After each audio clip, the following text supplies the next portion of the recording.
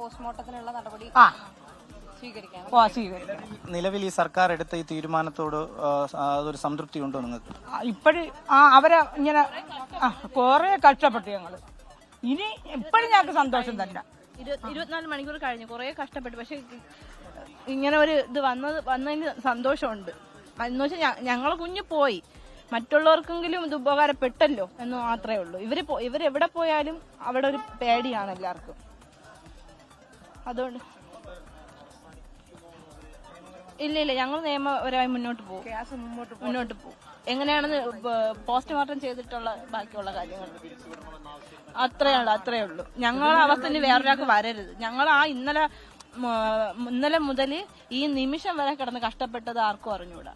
അത്രയ്ക്ക് ഞങ്ങൾ മാത്രമല്ല, ഞങ്ങളെ കൂടെ സപ്പോർട്ട് ചെയ്ത എല്ലാവർക്കും, നിങ്ങളടക്കം, നിങ്ങളും എല്ലാ പാർട്ടിക്കാർക്കും എല്ലാവർക്കും നന്ദി.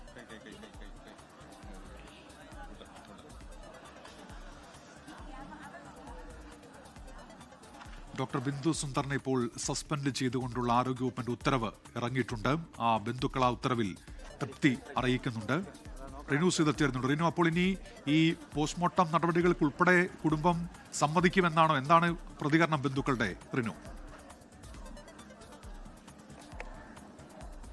ഉന്മേഷ, ഒടുവിൽ ഏകദേശം 2 ദിവസത്തെ പ്രതിഷേധത്തിന് ഒടുവിൽ, അല്ലെങ്കിൽ 1 ദിവസത്തെ പ്രതിഷേധത്തിനൊടുവിൽ അവസാനം ഡോക്ടർ ബിന്ദു സുന്ദറിനെ സസ്പെൻഡ് ചെയ്തുകൊണ്ട് ആരോഗ്യവകുപ്പ് ഉത്തരവ് ഇറക്കിയിരിക്കുകയാണ്.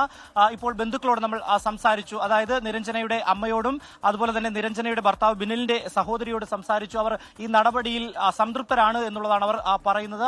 ലോകത്തെവിടെയായാലും ഏത് സമയത്തും 24 വാർത്തകളും ഓഗ്മെന്റഡ് റിയാലിറ്റി പാക്കേജുകളും എക്സ്പ്ലെയിനറുകളും വിശദമായി കാണാൻ ഞങ്ങളുടെ യൂട്യൂബ് ചാനൽ നിങ്ങൾക്ക് സബ്സ്ക്രൈബ് ചെയ്യാം.